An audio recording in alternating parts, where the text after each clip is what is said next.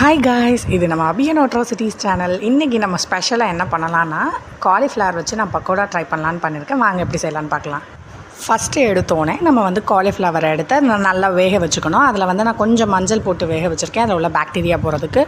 So next பார்த்திங்கன்னா அதோட mixing பண்ண போகிறோம். அதுக்கு ஹாப்பியாக கிறிஸ்பி ஃப்ரை போட்டால் நல்லா முறுமுறுன்னு வரும். ஸோ அது கொஞ்சமாக கடலை மாவு தேவையான அளவுக்கு நம்ம ஆட் பண்ணிக்கலாம். தேவையான அளவு உங்களுக்கு எவ்வளோ வேணுமோ நீங்கள் ஆட் பண்ணிக்கலாம். நெக்ஸ்ட்டு அந்த கிறிஸ்பியாக வர்றதுக்காண்டி கொஞ்சமாக அரிசி மாவு சேர்த்துக்க போகிறேன். நீங்கள் உங்களுக்கு கிறிஸ்பியாக வேணும்னா சேர்த்துக்கலாம், இல்லாட்டி தேவையில்லை, இது ஆப்ஷனல் தான். அடுத்து பார்த்திங்கன்னா கொஞ்சமாக தேவையான அளவுக்கு நம்ம உப்பு ஆட் பண்ணிக்கிறோம். இப்போ ஸ்டவ்வை ஆன் பண்ணியாச்சு. இப்போ எல்லா மிக்சிங்கும் நான் ரெடியாக பண்ணி வச்சுருக்கேன். அதை தண்ணியில் கலந்து நல்லா ரெடி பண்ணியாச்சு. இப்போது நம்ம வச்சுருக்க காலிஃப்ளவரையும் இதையும் டிப் பண்ணி நான் எண்ணெயில் இப்போ போட போகிறேன்.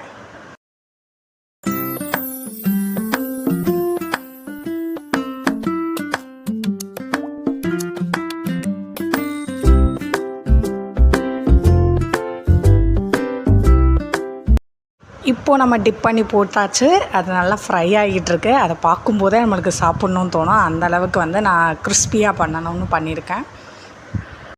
பார்க்கும்போதே சூப்பராக இருக்குது. இப்போ நீங்கள் நல்லா பார்த்தீங்கன்னா தெரியும், அதோடய கலர் சேஞ்ச் ஆகி நல்லா கிறிஸ்பியாக இருக்குது. இப்போது இதை நீங்கள் சர்வ் பண்ணலாம் ஹாட்டாக. So here now cauliflower pakoda is ready to serve. இதோடு நீங்கள் சாஸ்லாம் ஆட் பண்ணி சாப்பிட்டுக்கலாம். நல்லா மொறுன்னு கிறிஸ்பியாக இருக்கும்.